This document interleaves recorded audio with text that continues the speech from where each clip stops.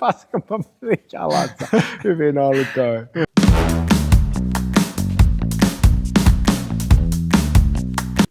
What's up, guys? My name is Mikko Hytönen, and this is Jokes and More podcast, baby. A show where we talk about Jiu-Jitsu, life, and everything in between. We are capturing the magic moment after a hard Jiu-Jitsu training. If you don't roll, you don't know.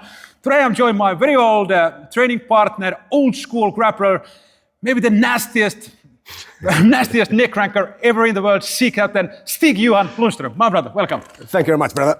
Pleasure. How's your week been? Fantastic so far. It's been, the weather is turning warm, nice, well, a little bit too warm as we noticed, and summer is here. Fantastic. Love it. Nice. How was the training today? Sweaty? Sweaty. It was sweaty. I should have prepared a little bit better. You did say we're going to train. I didn't realize that it's a competition class. So I did. My preparation was a bottle of wine with the wife and half a pack of cigarettes yesterday. And I thought, this perhaps I could have done this better. But you came and smashed everybody. So what that tells about you or something about us? Yeah, I'm a little bit too stupid to give up. I think more that. But it was fantastic. Right. Thank you for inviting me. And actually, for the viewers, we met first time maybe 2012, 2013, maybe 2013. Something like that. Yeah. So we started to train together in Gaijin Academy at the Jiu-Jitsu. And my first memories about you is when we were training there. I remember already then you had this of course you were much better. You still are, and you were then also, but I started to ask, and I was like, this guy is good, and he's he's strong and everything. And I remember, have you trained, long? You're like, I have been training 60 years already before like that. Yeah. Unbelievable. So let's start with that.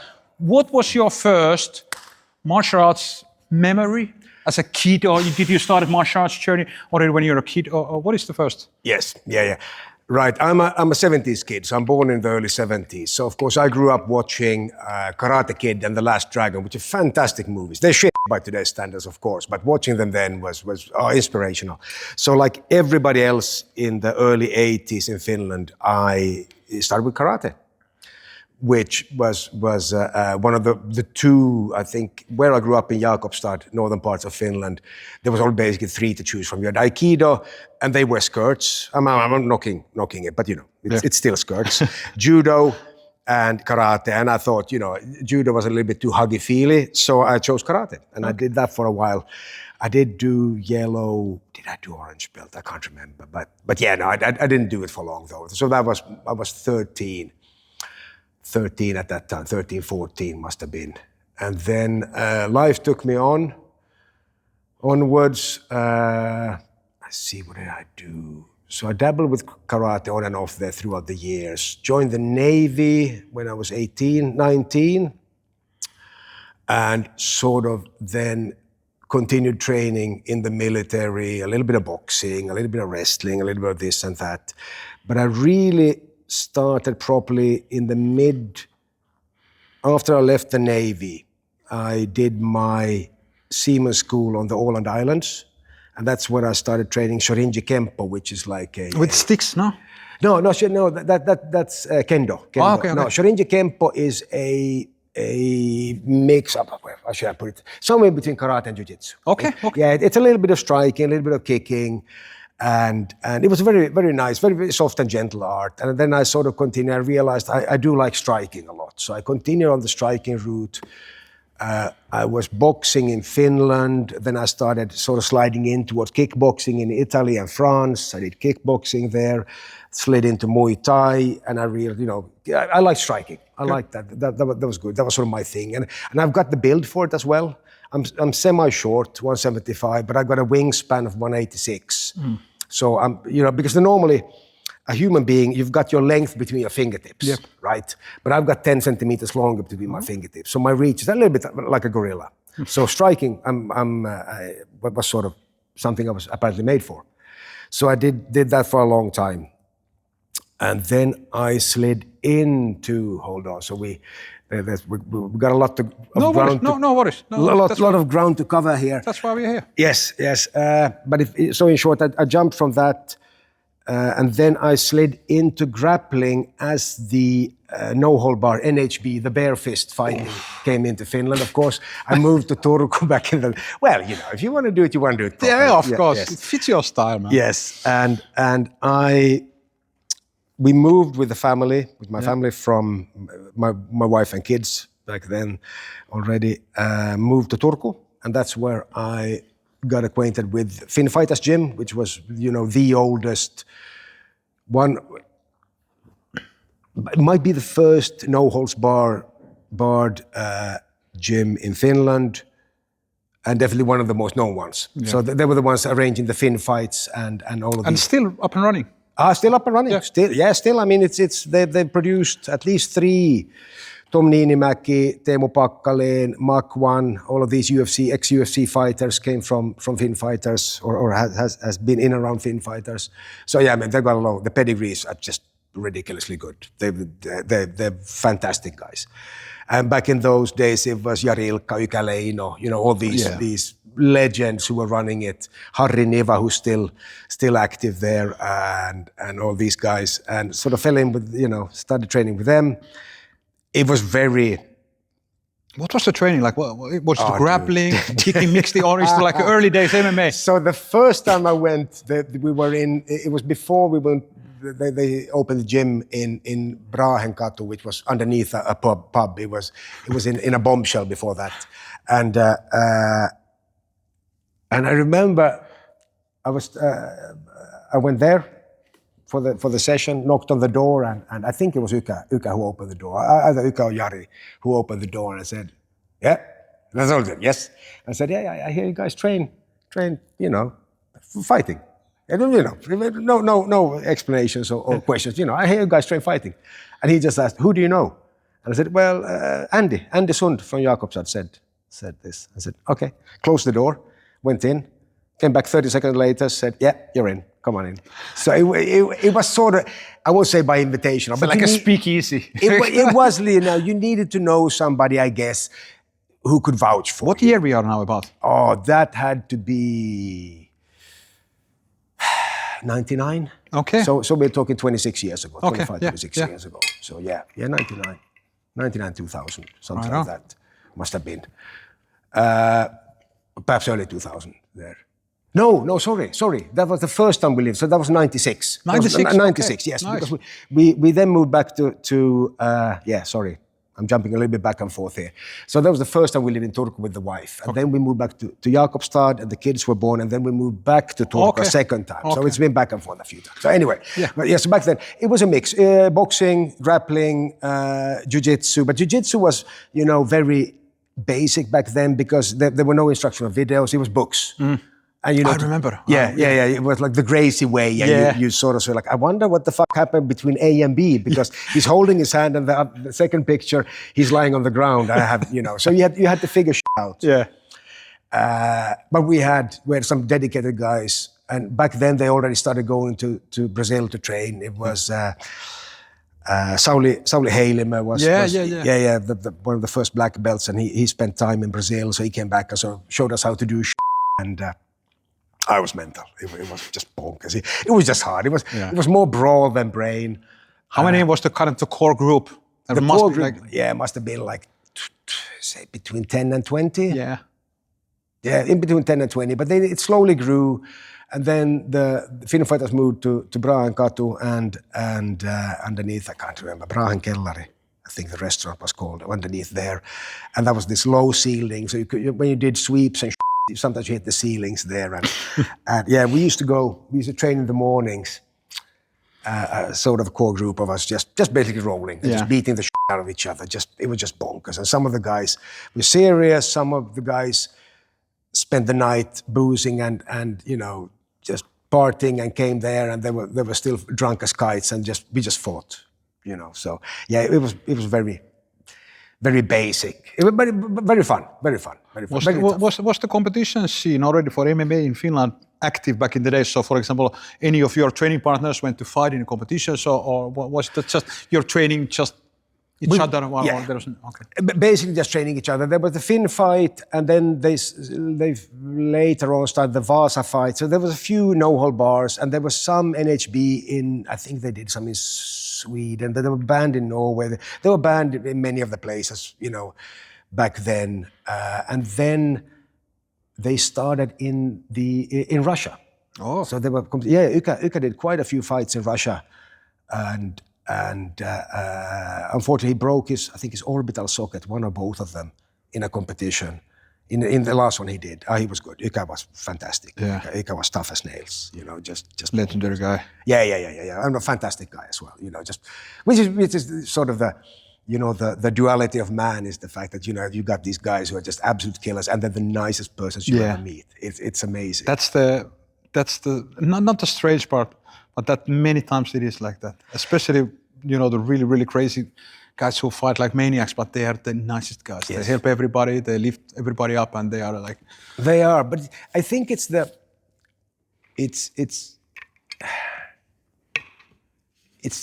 I said, the duality of man is the fact that we're capable of huge compassion and violence at the same time.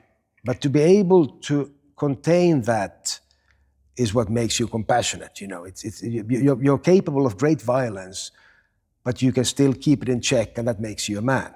Now, if you're not capable of violence, then you're basically harmless. Then you're not, you're not to the same par there. So it's interesting that whole humbleness and just toughness that's inherent in people. I think it's like the understanding, like when you know that you know how to fight. Yes. Because when you train really what we do and what you guys did, it was really like learning how to fight. So it's not like, okay, maybe I know what I'm capable of. That brings you the peace and the calmness, like that. I know. So there is no like somebody comes to insult you. Yes. Go away. It's okay. Go away. There is no like, because you know that you can this guy up in a second. Yeah. The more you know, the less you need to use it. Yeah, no, I agree. Yeah. I agree. It's rarely fighters, they fight on the street. So of course we're gonna, if somebody attacks us or our families, of course we protect them, but we would never fight like just to go pick some fights. Yeah, when you're a fighter. And I think it was back in the day already, like even though the old school guys, they were not like still like they're fighters, but they were not bullies, like went to the bars and get drunk and beat people because they could.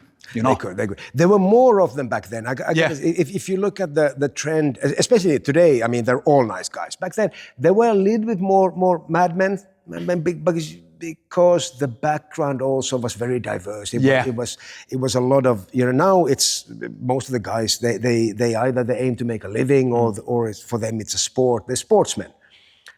Back then it was perhaps more fighters. It was just fought for and giggles because it seemed like a fun thing to do. A lot of bouncers, a lot of ex-criminals. All of the guys. All of us. It was especially the Finn fights and all these. It was, you got the bikers over there and the gangsters over there, and it was just. But and it was all peaceful and everything. But true. It was a very mixed bunch, and. So to continue down the road there. So with Finn fighters for a long time there, on and off. But of course, me sailing around the world made it. I never trained with any longer dedication. It was now and then. Came in and then. So I've been training around the world, and I continued with the kickboxing, the Thai, in Italy for a long time, but then around 2000, we're talking now 2009, so we're going back 15, 16 years, I realized that I was sort of getting a little bit long in the tooth. I was in my 30s already back then, mid-30s, and I realized my reflexes weren't what they should be.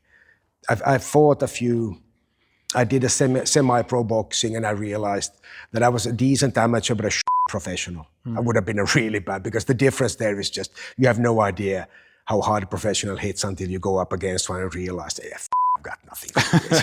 It's just dude. There's a story I've told a few times to friends when I fought a guy called Animal in San Remo, and I should have known the nickname. We're the same weight class, but he was like half a head taller, and he was prepping for. This was boxing. Boxing. Where we was to fight? In Sanremo. In Sanremo. Okay, In Sanremo. There was a Bruno's gym just on the outskirts of Sanremo in Italy.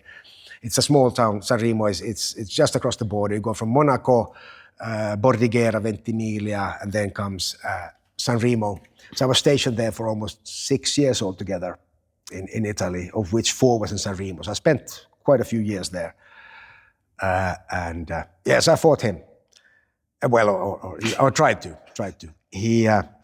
He was a half a head taller, same weight class, but a lot taller. And I was ducking and weaving. And I thought I was doing well. I thought this is going well. I was jabbing. I've sort of got a few nudges and stuff into him.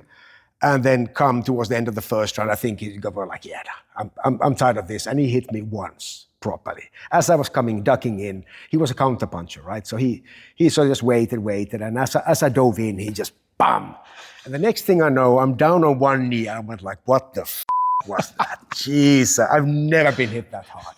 And that's when I realized, yeah, pro was a pro. Holy But did you feel in the moment like, man? Oh, dude, it was like you say, a cathartic, a purifying moment where you realized, oh, that's how hard somebody actually can hit you. It's absolutely amazing. It's amazing. But I'm going to return. But so anyway, so I gathered myself, continued, and the next 2 rounds was not pretty. It was not pretty. I remember I had like a white linen on, and there was just blood pouring everywhere, and he was barely sweating. Come the end of the 4th round, Bruno, the coach, said, "Should we call it quits?" I said, "No, I'm good. Let's do the 4th round." 4th round starts, and I sort of come in and I dive in. I come in, and I just pushed him in the corner. I just give him a few on the side, on the liver, and then I turn away like, "I'm good now. Now we're good. We can stop now." I had to get mine back. I just had to. He was definitely. So Bruno, the coach, then said, "Yeah, no doubt about it. I mean." The animal is definitely a better boxer, but you do have a bigger heart. I said, yeah.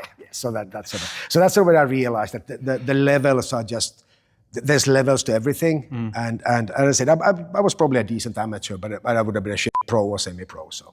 So I sort of slowly then drifted in towards the grappling bit more. And then in 2010, I was in Genova. I was building a boat there for a year and a half, and that's where I had my first jiu-jitsu lesson. And I was a good grappler, I was a violent, it's my, still are. I still am, yes. Well, it's not a tickling contest, is it? And I had my first session there at the Gracie in Genova, Gracie gym in Genova. And I got choked out 3 times by a 50-kilo girl in a gi, and I thought, this is great. This is awesome. You're excited. I was excited. Of course, because you're a smart guy. You're like, if she can do this to me, what is? I was mad, of course, at first, and then I realized there's levels to everything, and I gotta learn this gi thing, because being good at grappling means nothing when there's a gi to hold on to, and somebody's good at what they do. It's just a different ballgame. So that's when I sort of fell into the gi bit, and then I started training with the gi. So that was 2010, and then I got the blue belt. I got in 6 months approximately. Robin Gracie, who was running the gym, so the youngest of the Gracie family, he said he had a seminar, and he said he's got to give me a blue belt because I'm just ripping arms of people. But for fuck's sake, learn some techniques, man. just put some ties. Yeah, sure. Just a reminder, like, we give you the belt, but man, learn some jiu-jitsu. Okay, learn some jiu-jitsu. Don't just rip people off. Yes. But because that was my style. And so I did try, but it is hard, especially when you started out as a brawler and a grappler, to sort of start learning. And I'm still really bad at techniques. I still do muscle through, but then again, I'm built like a brick house. So you got to fight with what you've been given. And I think that's sort of the beauty of jiu-jitsu, is you can adopt it to your physique or your mentality or whatnot. It's very moldable, and that I like. So then more and more into jiu-jitsu, and then sort of the grappling slowly drifted away. But now coming down to Costa del Sol for the last 10, 12 years, I've sort of gone back a little bit into it, just because it's so warm here. So nobody trains in the gi in the summertime. So now I'm sort of back into grappling again a little bit. I do still enjoy jiu-jitsu, because it is, especially for an older guy, I'm almost 53 now, with a gi, it's easier to control the movement and the pace. Yeah. Whereas, as you know, I mean, today competition class with a bunch of 20-year-olds, Yep. they control the pace, and you just try to tag along. And it's like with gi, Fionn Davis was talking about this subject in some interview, and she said she becomes more lazy in no-gi because you are not protecting your positions. If somebody gets your back in no-gi, many times it's not a biggie, especially if it's like sweaty and everything. There's still like you can slip away. True. But if somebody gets your back in a gi, it's poof. It's huge problem. I noticed that also. Like I like it more. Not I like it more, but I like them both. But I think especially in the no-gi, I'm a little bit not lazier, but I goof around more. Yeah. But it's more enjoyable in that way. That you can play more. You don't need to protect your positions so hard. No, it is true. It is true. I feel the same there, and I do enjoy both. But I do feel that I do get. It's definitely more physical. Grappling is definitely more physical. It's easier with the gi. The gi is more gentle on the body. Yeah. You got to rip yourself. Yeah, you know, exactly. you do get more tears and when you do no gi, but they're still good fun. Yeah, exactly. You know? Exactly. And you know, it's still what really thrills me is the fact that as a guy in his almost mid-50s, to be able to compete almost head to head with young kids. I mean, any other sport, a 20-year-old would destroy you if it's a purely technical one. Yep. There is absolutely no way. You know, you take football, you take any technical and physical sport, and you know, a master is a master. You know, you would not compete or even train with a young kid because they would just f you up.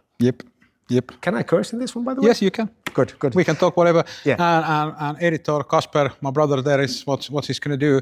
He's gonna beep all the for YouTube, but when we are doing the Spotify version only audio, then it's just free. But yeah, we can talk however we want.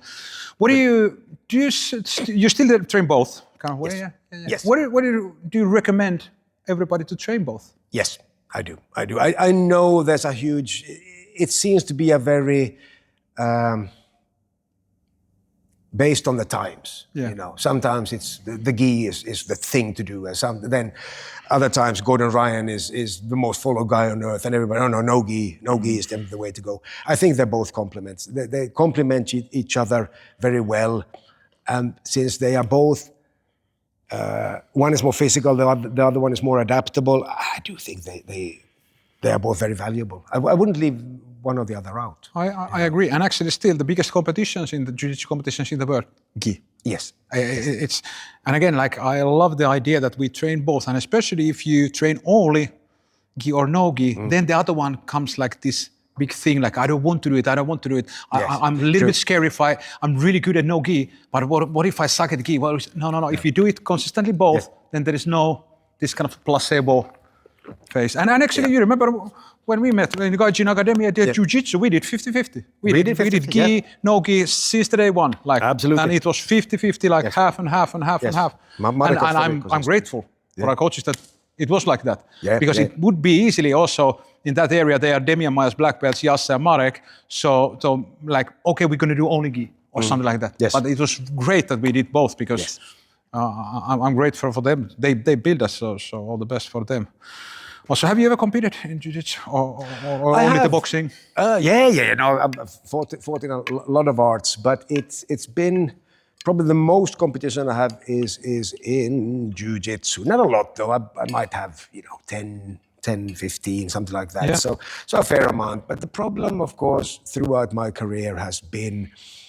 As I mentioned, I joined the Navy and then I started sailing at an early. So after I left the Navy in 1992, 91, 92, 93, I joined the commercial Marines. So I started sailing professionally. So that's been my profession for the last 33 years. So let's dive into that subject because that's very interesting. Yes. And I remember, for the viewers, I remember this.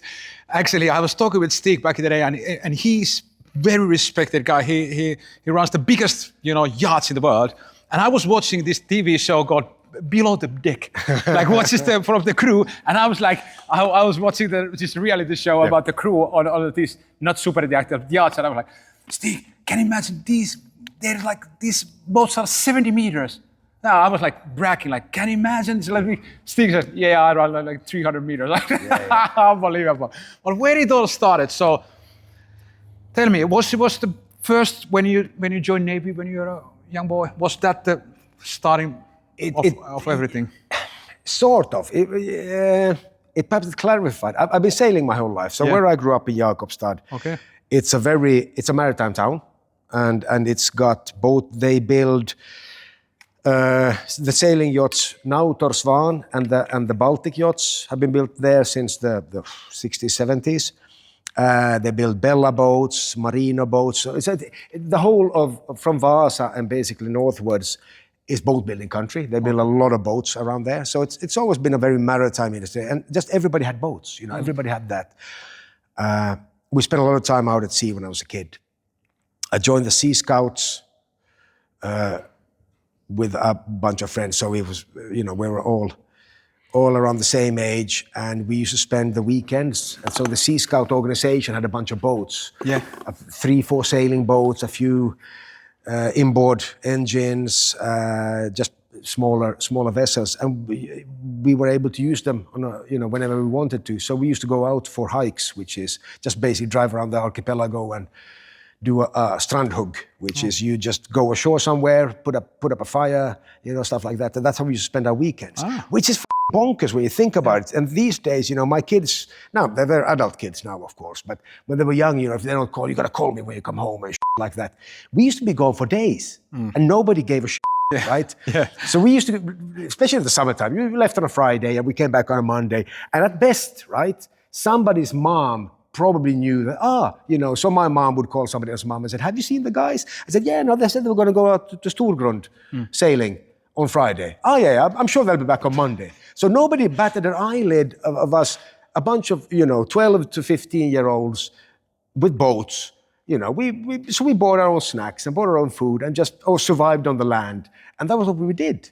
But imagine doing that today. Unbelievable. Full-blown planning. It would be. But also that builds you kind of way, because nowadays, I have my GPS, let's put some the soccer game on, and we have like... we had nothing. Exactly. Nothing. We had to, you survive. But then again, you needed nothing, of course, because you didn't know any better. So it is, of course, we're all children of our times, but it was fantastic. But there comes from the love for the seas. Yes, and being absolutely. That's how I started. So when the Navy, so we had the draft, kutsunta, as they call it in Finland, when you get chosen, you come before a board of military men, and they look at you and say, I see, Mikko, you look like a tykimies. You look like you're going to be a cannoneer or something like that, right? So all of the guys who I sailed with in the Sea Scouts, we wanted to go to Upinniemi, the Navy, because, sailing in the Navy, great. You get the fancy uniform and the white hats and everything. And so all of us applied, and you had you had to put in the kutsunta kutsu. You had to write down, reason. And I was just fumbling some shit about love for the sea and stuff like that. And by some absolute stroke of luck, so some of the guys, they had like recommendation letters from commodores of the sailing company and and they said, Dragsvik, because if you're a Swedish-speaking Finn in Finland, Dragsvik is the only garrison that's Swedish. So of course, the 99% of the Swedes get sent there, just so they can keep the numbers up, and Dragsvik maintains Swedish, because all the other garrisons in Finland are Finnish, of course.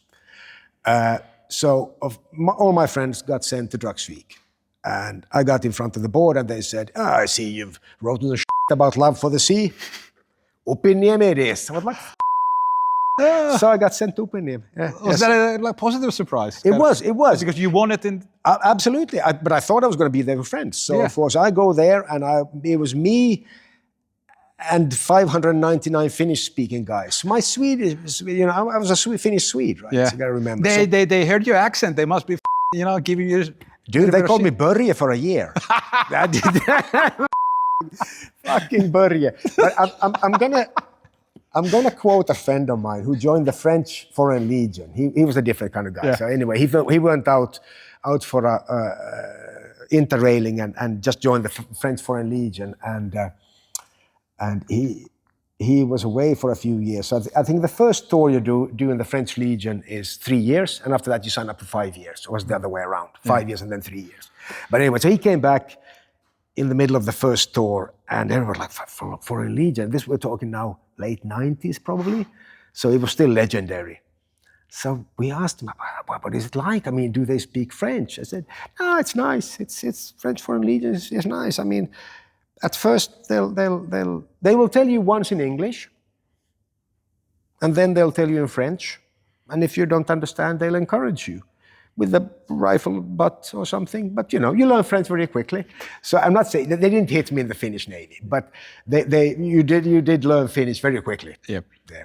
So that's sort of that's when I picked up the Finnish language perhaps a little bit better. All right. So from there I was in the Navy for a year. I was a sergeant, a minor sergeant, and a minesweeper, and then I thought this is cool, but not quite my thing. The military was fun. It was good fun, but I guess if you want to make a career, a long life out of it, you got to sort of believe in it. And I was more like, I like the chicks love the uniform. That's So I went civilian and then joined the commercial Marines, because you can basically, with a little bit of schooling, you can take the tickets, the training you got in the Navy, and you can use that for to get the commercial. How did you end up in that? Do you need to send some application? How was the process to go in? That was normal. That was normal. So I just applied for a normal seaman school, which was there were back then. There were seaman schools in Kotka, Turku, Rauma, and the Åland Islands. And I've never been to the Åland Islands, so I said, yeah, let's go there.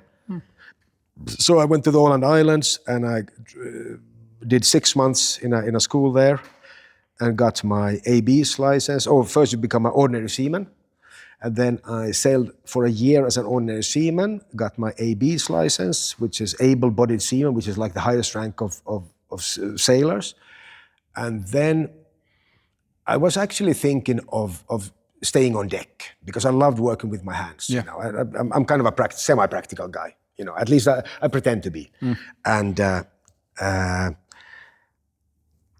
so I was thinking of bosun. Yep. Pursimies, as it's called in Finnish, which is the highest ranking crew member on the what's called rating side. But then I sailed with a bunch of very good captains and with a few not so good ones, and I thought, you know what, I might as well do this myself then. So then I went and got my applied for mate school, which is a 2-year school. So this was in 94, 95. So yes, 94 to 96. Then I did my mate's license on the Åland Islands as well. So I got my chief mate's license then at 96, and then sailed as chief mate. And the commercial license worked a little bit like driving licenses. With a C, you can drive up to a certain size. So with a chief mate's license, you can be captain up to 3,000 gross tonnage or 500 gross tonnage, depending on your level of chief mate's ticket. Anyway, so that's when I had my first captain's job in 1997. So I continued sailing, and then eventually went back to school and got my Master Mariners Unlimited, which then gave me the opportunity to drive the really big ones. And by then I'd sailed on a lot of different vessels, and I sort of slid in via friend of a friend on my first yacht, and that's how I got my foot into the private sector of the yachting side. Where was the first yacht where you ever worked? That was the yacht Northern Cross, which was featured in the James Bond movie GoldenEye. Oh, come on. Yeah. It was owned by a Finnish guy. It still probably is. Jorma Lilbakka, fantastic man. He is a industrial. He's a multimillionaire from Kauhaa. Okay. And he invented and patented the first portable hydraulic press. That was one of the things. So he did metal and hydraulic works, and that's how he made his money. Probably did pretty well, because he has a yacht. Yes. And he had. But this was like, when was the first yacht gig? Like 1990.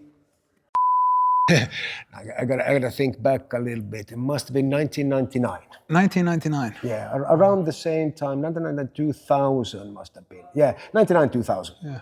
So back then, so it was a long story that as well. Everything, of course, it was. Back then, I was chief mate. I was mate on a ro-ro ship, and we were offloading containers up in Kemi. It was Easter, Yep. right? And I had a little bit bigger beard back then, and it was minus whatever, and it was still Easter. We're talking late April. It was still cold as fuck, and it was snowing or raining or something. And I remember coming in from I was up on weather deck and I had icicles in my beard. I was like, oh, this is just this is, you know. And the phone rings and it's actually a friend of mine and she was on another vessel and they just came into Kemi port as well. Yeah. So I believe we went out for drinks, or we were gonna go out for drinks. And she said that, I just mentioned to her that this is not fun. Yeah, too cold. And she said, well, her boyfriend heard of a job on a yacht in Monaco. Oh. And I was like, just give me the number. Yeah. So I called the guy.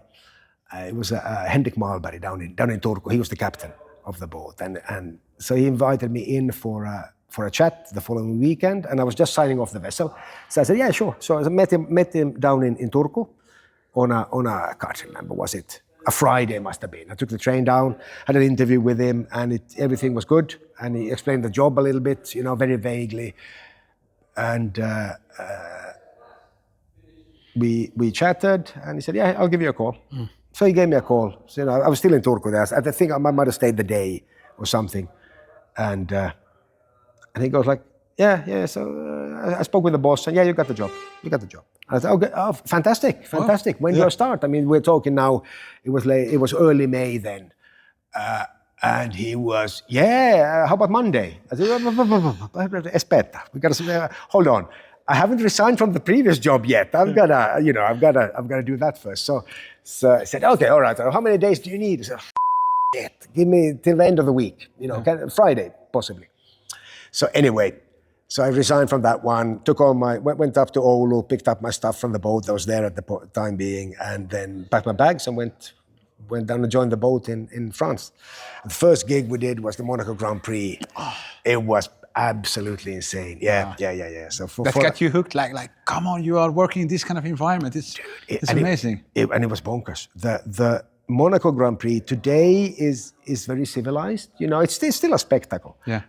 But late 90s to early 2000, it was bonkers. It was like the Carnival of Rio. It was just people everywhere, and everybody's drunk, and you saw the drivers stumbling to their yachts, and they're drunk as mutes, and it was good fun, really good fun. That was what was the next gig after that? Like when did you? Because now you are working under somebody. Yes. You are not captain yet. No. So where do you go from there? From there, I was on the Northern Cross for a few years, and that's when I sort of got my sea time and learned valuable. What is sea time? Sea time. It's like you need to have, like, when you fly in a plane, you need to be a exactly. captain. Okay. Exactly.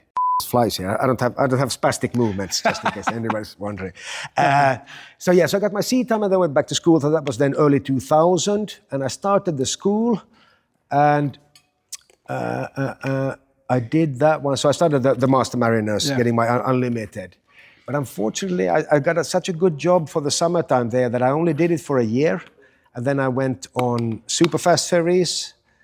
And then from there, I was on the super fast ferries going between Hango and Rostock. And fantastic boats. And it was great because at the same time then I could, there was a few guys from the Finn Fighters gym who were living in and around Hango that I could train with when the boat was in there. Yeah, so that was really good and practical. Apart from, I remember got my cheek sliced up by an elbow there once, and I needed to explain to the captain that no, I wasn't fighting the crew. This is just free time, leisure only. So it was interesting. So anyway, so I was on super fast ferries for a while, but then I got a job offer to run a yacht, a similar size one, a gas turbine, but this was under the Swedish flag. So we're now talking 2001. And this was your first, like, you're going to be the captain? Yes. Well, I had my first captain's job in 1997. Okay. Right. So when I was 20, so I was 25 then. But that was with my chief mate's ticket. So I was then captain of a 40-meter, length overall 40-meter sailing vessel up in Jakobstad, the Yacht, which was a replica of an old 1767 built schooner, galleon. And that was a nice gig. But I was 25. I knew nothing. Yeah. Absolutely. I bluffed my way into a job, and I was fairly at it. But it was a learning curve, and we had great fun. Great fun because it was a bunch of young guys, and as it's it's a small circle. So one of the guys that I had employed as a deckhand. So my first captain's job was his first deckhand's job. Okay. Right. Now he runs one of the big yachts that's down in Malaga port now. One of the, so he's a captain now, and so he's also the godfather of my daughter, and I just bought a house here. So it's such a small knit community, and or you meet people who you then like you and me. We met ages ago, and we just stick together. And the same thing with the maritime industry. The guys you learn, you work with, and you get to know. You just some friends for life. Probably a lot of still connections, like, okay, this guy is really good, they're going to hire, they come to the public. There's a lot of movements happening behind the curtains, probably. Yes, correct. That is correct. That's exactly the way it goes. But that, like any industry, you hire people, and I've done projects throughout my career now, jumping forward quite a few boats. So now I'm at the point where I run these big boats, plus 100 meters, all the way up to massive ones with crews of up to 100 and 120 people. So you tend to go, when you take a project, you tend to, you call the guys and say, who's available, and you've got a short list of 20 guys. Yeah. Who are, other captains, chief mates, chefs, doctors, engineers that you worked with before that you take in. Yeah, because you need to have your own crew also, because you go captain a big yacht, you want to have your, loyal warriors around you. Correct. And if there is you must have a lot of people in your phone, like if somebody offers you a big gig, you're like, okay, but I will need these and these and these people, which, does it work like that? It does. It's exactly like that, and the phone rings now and then with suggestions, and there's this and that, and offers or suggestions and whatnot, and that's how the industry works. Okay, let's go back a little bit of so the first big gig under the Swedish flag, that was the first yacht stuff. How did that went, and how we came from there? That was the Lambda Mar, and that was an interesting one. It was a gas turbine. She had a gas turbine there in her, and she was an interesting boat. I ran her for a few years, then went back to finish, because it was hard to finish school as well. Because as I said, I started school and then I started work at the same time, because I had the stupid fantasy of I'm able to work, finish school, and have a family at the same time. Oh. Yeah, that worked really well. School didn't. And you're grappling all the time and doing the fighting trade. Here's the thing, right? So we're going to return to the grappling and fighting thing. Everything always suffers, of course. A compromise is trying to do things badly. So of course the school suffered, because I need to prioritize, and family came first there. So I tried to spend as much time with the family when I'm off. So anyway. But it worked out, but it prolonged the time that I was in school. So I didn't finish my captain's license until 2005. But perhaps you could be a captain before you kind of get the official license. Yes, because with the chief mate's ticket, you can still be a captain up to a certain tonnage. Ah, okay. Yes. So, and the Lambda Mar was, she was under 500 GT, so you could still run her without the full license. So that was still doable. Okay. Yes.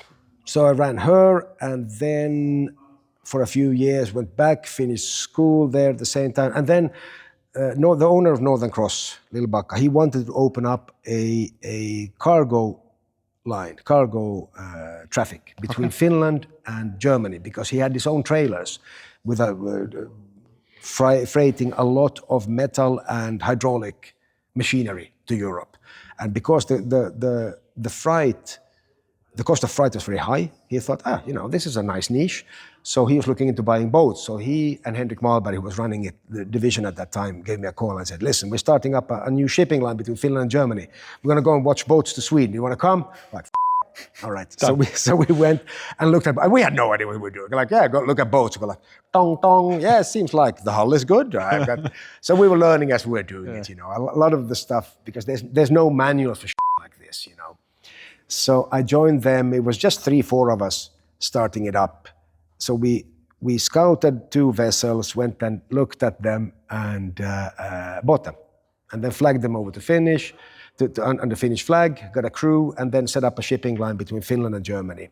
So we did that for a few years, and that was great fun. So I was doing, around about then, I was finishing off my school then, and did that. And then the Northern Cross, which was the yacht that he owned, needed a captain. I said, well, I can go on that one as well. Where is that based? That was then based in San Remo. So that's when I went back. That's where the Italy started. That's where the Italy trip started. So there's a lot of back and forth. It's hard to get the timeline, but but it's just get the overall idea. Yes. So jumping back and forth between boats, but a lot of them for the same owner. Okay. So I started running the Northern Cross, and she was a charter yacht back then. So just basically for hire. Okay. You bought 100,000 per week. Cheap as chips. Yeah. Driving around. Mostly the Mediterranean there. So I did that for almost 4 years. So that was good. That was a good time. Very, very, very good time. We had a fantastic crew, and it was just, the management was on board, so we get to do all our own decisions and everything. So it was thoroughly enjoyable. And of course, being in one place, having a home port, gave me the opportunity to take the family. So throughout my career, whenever possible, I've had the family with me out for shorter or longer periods of time. So it's been a win-win for everybody. Well, at least not as miserable as it could be. What about then? From that, what was the next ones? The yachts from so now I got myself sort of mixed into the yachting circles, right? And that's sort of when you start getting the phone calls, and I've started building up a reputation. So then you don't need to make the phone calls. Then you get the phone calls. Yes, that is correct. That's correct. Doors open up. Okay. One door closes and 2 more opens up usually. So I then went on to Thunder B, did that for one. And then I went back to Finland, did icebreakers in the wintertime, because that was an opportunity. I go like, I've never driven an icebreaker. So I've always done that seems like fun. Yeah. And I've been very lucky in the fact that I've gotten opportunities to choose from. And I said, that seems like you don't need to, I don't like this guy, I don't like this job, but I need to do it. Yes. Like you have... luckily, those have been very few and far in between. So I have been super, super lucky with that. Of course, it's the choices you make as well, but a lot of it is just based to pure luck. So I did the icebreakers, and then from there I went to Abu Dhabi. I think I left Otso or Conti, one of the icebreakers, and flew directly down to Abu Dhabi and ran a yacht in Yas Marina for one of the royal families back then in 2000. That was 2009. Oh, yeah? So 2009. And then I so a little bit back, so yachting, icebreakers, back to yachts again. This was a separate company then who've heard of me and said, sure, we'd like you to come in and set up a 75-meter yacht in Yas Marina. So I did that. And then for that company, I then went on to another boat that was getting sold. So I did that up until the autumn, went and helped them sell one boat, and then they said, we've got a boat for you. You seem like exactly the man for this gig, because it's a little bit rough, it's a little bit tough, and it needs, a certain type of personality. It's a rebuild for a Eastern European, which is a nice word for Russian client, and said, sure, I'll give it a go. So I gave it a go and did it for 5 years, and that was just fantastic. So what we did was we got an old PSV, which is a platform supply vessel, a commercial vessel, and we rebuilt it into a yacht. Like private yacht? Yes. So fantastic, with heli decks. Dance floors or whatever. It had It had a video screen that came down from the ceiling that was 7 by 5 meters. Yeah. And the sound, the hangar where we had it was probably the size of these 2 tatamis, right?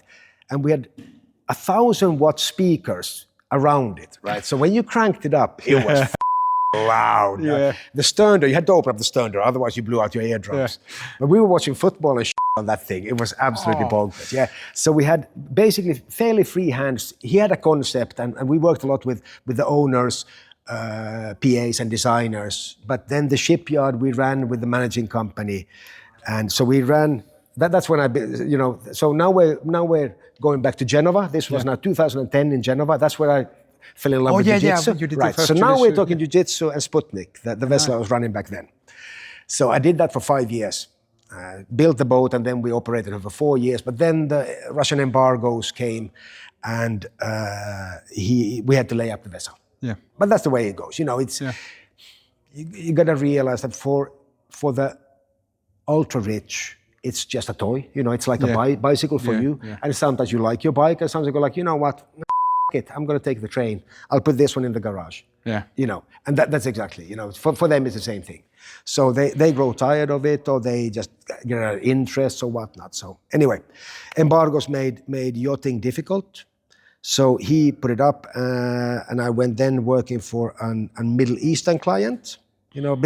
By now, you work up in size, and now again more doors have opened up, and now suddenly I've worked with a few oligarchs, and which means if you've done that, that means you can keep your mouth shut about everything.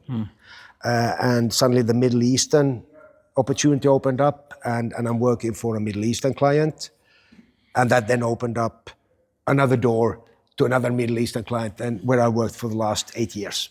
Okay. Running various projects. So I started out with a little bit very similar. We rebuilt one vessel, and I ran that one for 5 years, and then rebuilt a second one that was even larger, and that was the biggest one I ran up to date, which, 2 helidecks, and we had doctors and dentists and a crew of 110, and it was just, fantastic. What about like working with these kind of people who are like very, very rich? Like it must be hard, but also rewarding, because I have had only, like, of course, my profession is different, but I have had also some of my clients, Jiu-Jitsu private clients, who hired me some gig that are very, very wealthy. Yeah. And they have a different way to operate. Yes. And also, tell me a little bit about the struggles and the interesting stuff, what has happened. And because the world is different if you have a billion in your account or whatever, because like you told, this boat, it's for toy for them. Yeah. And are they really reactive? Do they respect you? Do they respect the crew? What is the work with like super rich people? And does it, of course, it's maybe varies. Some guys are good, sometimes aren't. But overall, are they like respectful, for example, towards the crew, or just like, okay, you work for me, you do this if I say, or? It varies. Okay. It varies. Now, I have been, as I mentioned, I've been very lucky in the fact that I've worked for really, really good. My employees have been really good. I've worked for good management companies. I've worked for good. They're called owners. Yep. Because it's a boat owner. So who's your owner? They say it sounds like a slave trade, but basically. But I have been lucky. I've heard some absolutely horror stories. So I guess the spectrum there is 50. It's like a Gauss curve.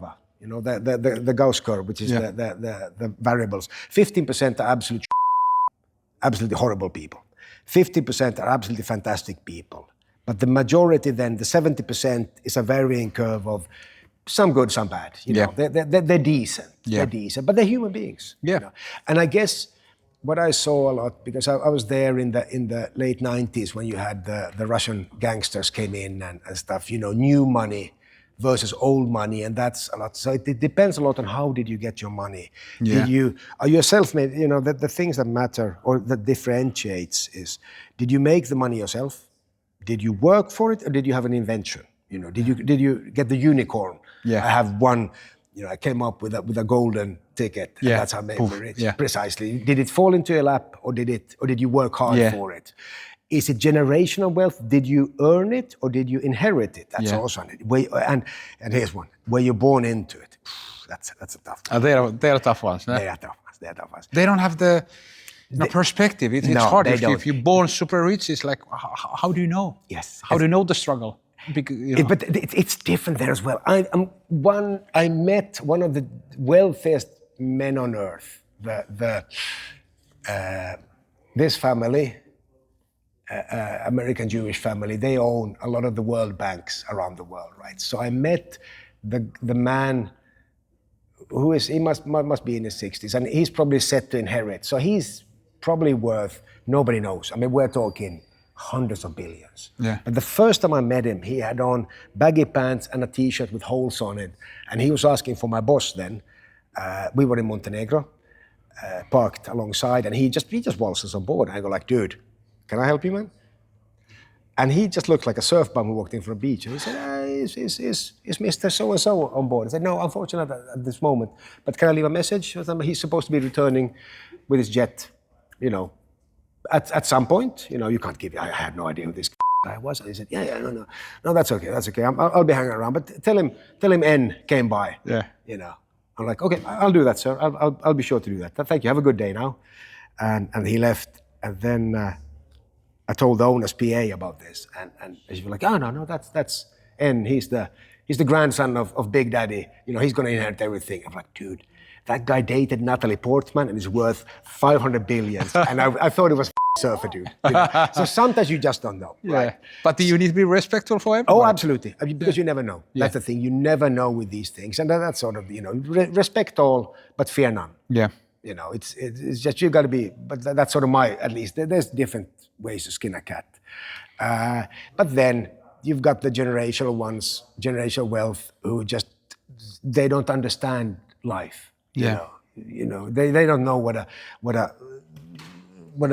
water bottle costs. They have no idea. They go 1,000, you know, because they're so, you know, they've never shopped. They've never done anything. That's for me, because we are normal guys. We come from the normal families. For me, it's so weird. But of course, it's natural, like for them.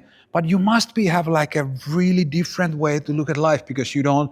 Even though if I have money or not, I still okay, I have this, I'm gonna try to make I never spend recklessly. No. Even though if I have money. But it's like it must be also hard to stay humble, because, you know, everything is.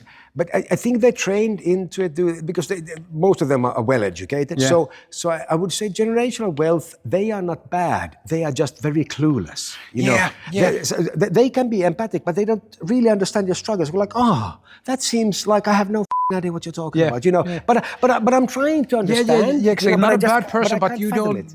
I'm struggling. My rent. Yes. My rent is 650 euros. I cannot pay it. This doesn't exist.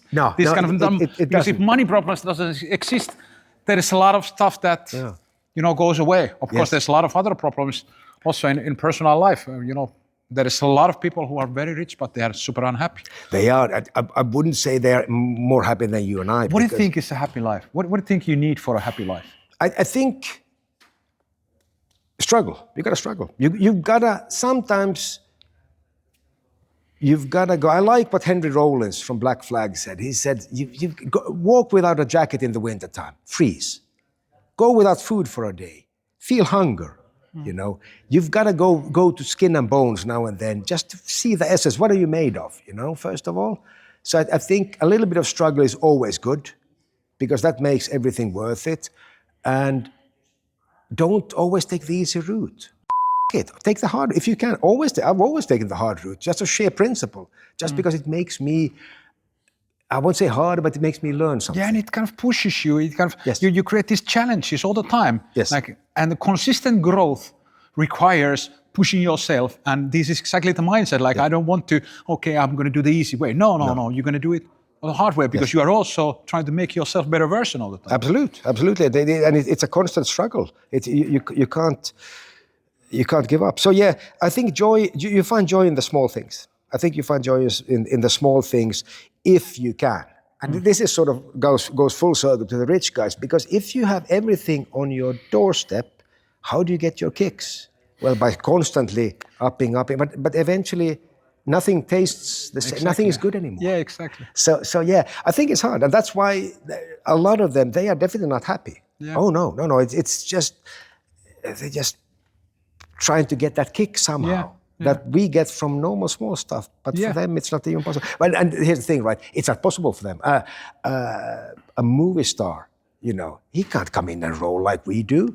He injures his arm and he's out for 6 months, and that you know that means his profession is gone. So you know, or there's a lot of different examples there. But there are certain things they just can't live the life we do, which is a very, I think, simple life.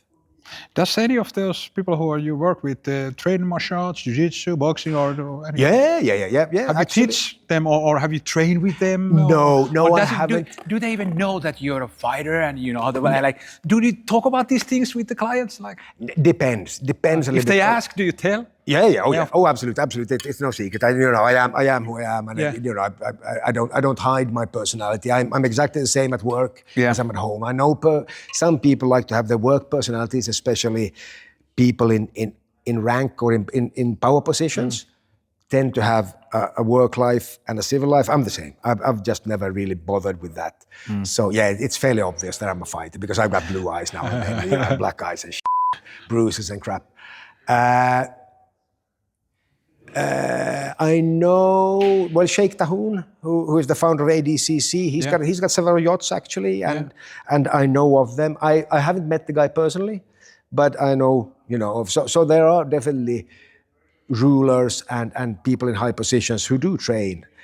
I'm thinking of the guys I work for. No, they haven't really trained any jiu-jitsu or fighting per se. But there's definitely quite a few of them. And movie stars, I mean, it's all the rage now. Half of the movie stars. But jiu-jitsu is growing, and I kind of love to see it, because of course we have done this very long time. You've doubled my time at least, but still, like, I'm still happy to see like it's picking up, and I kind of feel, yes. I'm kind of happy.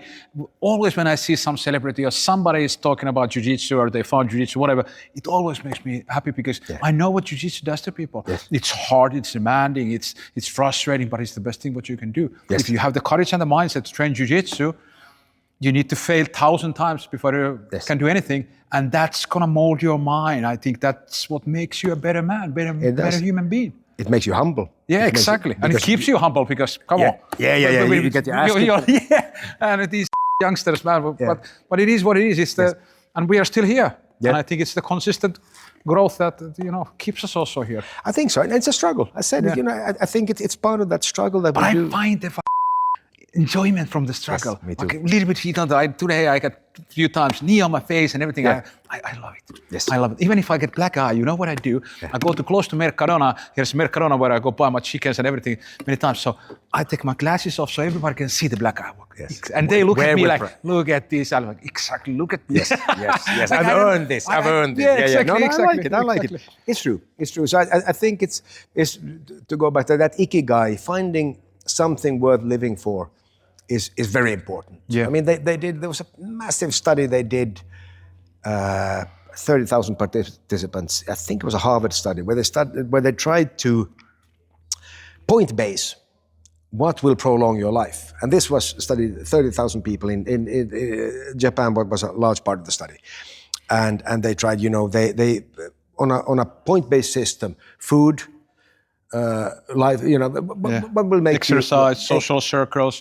All everything. Of that, right. And you can say, like, eating nutritious food gives you 3% more, blah, blah, blah. Having a stable family, good social connections, 5%, and so forth. But without a doubt, the largest 30% was given to, what the Japanese call ikigai, which is basically reason to live. Which is something we've definitely forgotten in the Western world. You know, you grow, you get 65, you get a gold watch, and you get kicked off. I go like, you can go and die now. You know, you're just forgotten about.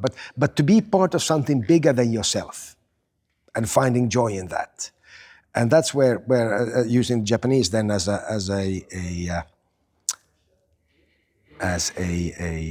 example, you see them, for example, in Tokyo, where you've got old people, you know, properly old, sitting by the jaywalks. So when there's a red man, the red hand, he's standing in front, so nobody will walk out in the street. And when there's a green guy, that gives a purpose for their life. I've seen it. And in all honesty, in today's world with people staring at their phones and not paying attention, is it red or green? Exactly. It's needed. It is. It's needed. So it's not a bad thing. It's not like only thing like I'm useless here. I'm just pretending I'm useful. No. You are really useful. Yes. And they do it for love of the meaningful life. Like they Absolutely. want to be part of something. They want to, and I kind of understand it. If you are not, I feel also myself that I'm a servant. I'm a servant of this art. The reason why I do all of these podcasts, I train, I'm a servant. Yeah. I own everything to this art, and I want to. This is my way to kind of do what I do. Yeah. So I think that's an amazing way. But keep continuing. So you see these, and this is feeling that you're part of something is such an important factor of our lives. Yeah. Of the whole and the happiness. Yeah, absolutely. And this, of course, prolongs your life, and it takes away takes away the burden from the medical system. Yeah. And people get it just prolongs and makes you live a good and active life, and it eases the burden on the social bit quite a lot. Yeah. So I like that. So being part of something bigger than yourself is perhaps. Part of Jiu-Jitsu is actually that. That's exactly it. I think that's maybe one of the reasons why people who train Jiu-Jitsu are like, most of them are pretty happy, at least after the training, like we just know. So it's definitely. But the good thing is that the feeling never fades away. I've talked to the white belts and everybody, like, it doesn't fade away. I still feel great after every training. Yeah. When we do it, it's just like, okay, now I've done this long enough. I don't feel it anymore. I do it. Yeah, I do. After training, you still feel like, bam, you want to take photos, you want to flex, you want whatever. Yeah. And people are like, what if you guys? Yes. No, but we climb over the mountain every single day. It is bonkers, isn't it? And I didn't really understand this. There was a friend of mine. He's passed away now, but he was a colleague, and he was doing skydiving, right? And Pertti, he had done, when we went to school together, he had done 3,500 jumps. So he was part of all these crazy big numbers. Yeah, absolutely bonkers. And next time I met him was in Upiniemi. We actually accidentally happened on the same firefighting course. We've got to refresh our courses now and then, just for the papers. So anyway, so I met him in Helsinki on a course, and I said, so what the f***? How's the jumping going? I said, I think he was up to over 4,000 jumps. And he was part of all these big, because he's been doing for so long and such a respected jumper, that he was part of these world record attempts when they did all these formation. Yeah, they have big roof coming up, and they need to formations. And he showed how they train, right? So what you do is, that the stuff that you slid on when you go under a car. Yeah, you have this. Yeah, like a platta. Small wheels and this kind of wooden stuff. Right. Yeah. So you lie on them, and you're on this big tatami, and you go like, release, and then everybody sort of scrolls around, and you sort of it's a choreographed dance. Yeah. And you got to train it for days and days, of course, because you do it there and you smack into somebody. And if one part fails, you kill a lot of people there. Yeah. That's right. So anyway, so to go back to Pertti, so by that time he'd done 4,000 something jumps, and I said, does it still tickle? I said, yeah. 4,000 jumps, and it still feels great. He still feels like it's the first time. So it's a little bit the same. When you find your ikigai, when you find your thing, I think, I won't say it never stops to amaze. It will, but it'll still tickle. It'll still do something for you. If it doesn't change something, But if you love it, I think if you find that true thing, it's definitely going to be. And I think also like having this like good feeling after a training, also because there is probably even guys who doesn't have this feeling, but I think we have the proper attitude for this, because even though we are both pretty good already, but we are still really open to kind of. We are like white belts, like, I want to learn, show me this, and not like I was walking, doing my thing, and I know No, it's like you're just forever a student. And I think if you keep that mindset, you will never stop enjoying this. I've seen footage, and now I sort of get it, of, who was it? Renzo Gracie meets somebody else. Yeah. In an airport, or is it a hotel lobby, and they start rolling because, hey, show me that, and they start rolling and And I was thinking of that as I'm sitting up there, and I told you, in the shower there, we were sitting with Sebastian Brosche there, and we started talking about the no-gi Ezekiel, and I had to show him the no-gi Ezekiel. I was standing there, both buck naked, and I'm sort of doing an Ezekiel choke, and you're like, hey, we're going to film this. Yeah, just in a second. I'm like, dude, sorry, Sebastian, sorry.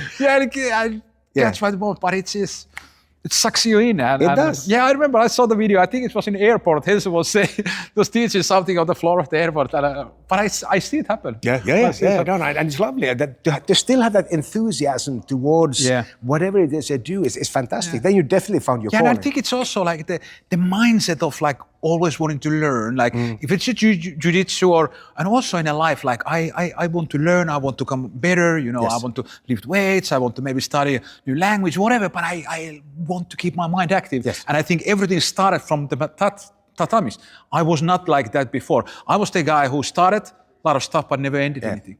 But with jiu-jitsu, I learned discipline. Yes. And discipline brings me peace and purpose. And now I can, whatever I start, I'm finishing. Yeah, Because jiu-jitsu gave me this. So, but the learning mindset, do you learn anything? Do you do like any studies, like you got physical part, do you do any kind of passion, like history or whatever is your special area?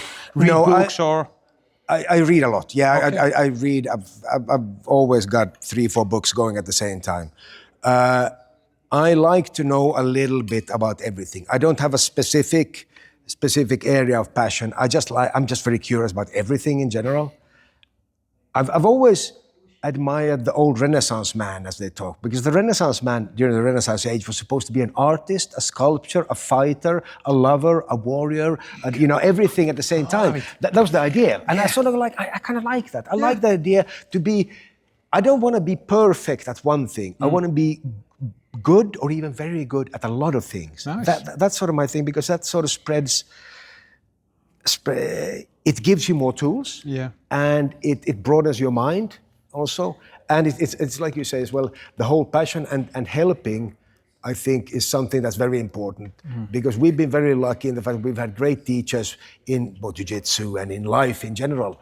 And for us not to spread it on would be not just a waste, but it would be a waste. Yeah. You know, it's not just it's your duty. You should do it. You should make the world a better place. Yeah. Not a lot, but make it, exactly. you know, give more than what you take. Yeah, and exactly. And whatever you are, I think good man and man, we need to serve. Yes. Like however it is, we need to find our path. We are here to protect and serve. Yes.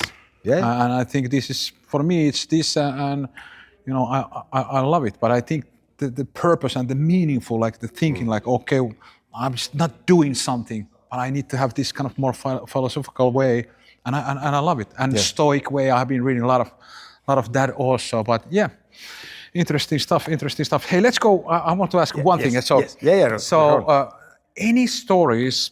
Give me one.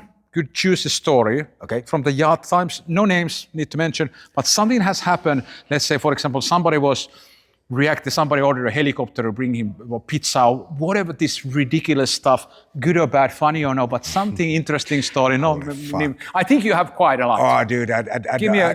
You should have get. You should write a book, man. But I mean, you're picking up McDonald's by helicopter, dude. We've done that so many times. Really? You wouldn't. So for me, it was like. So they do this kind of stuff. Yeah. Oh, they do.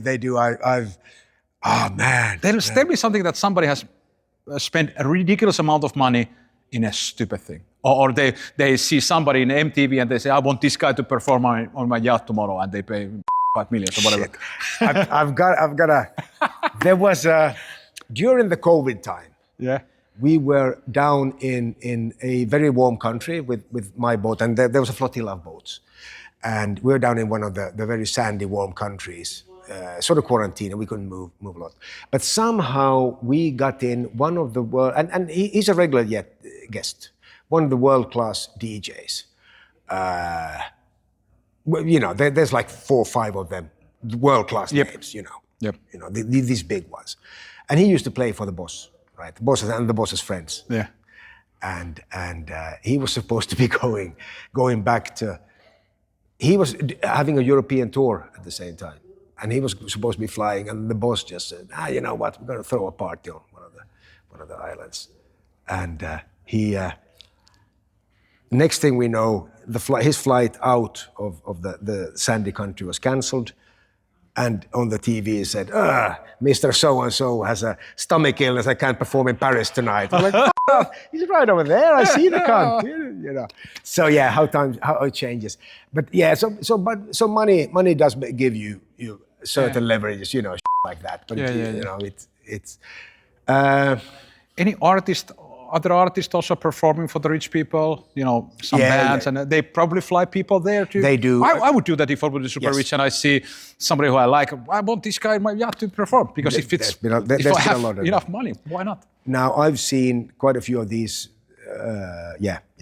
quite a few of the artists come and go. Yeah. You know, they come in and do a short gig, sing happy birthday, and then off. So I do think that it happens a lot more than people would think. Yeah. You know? But it's kept very quiet.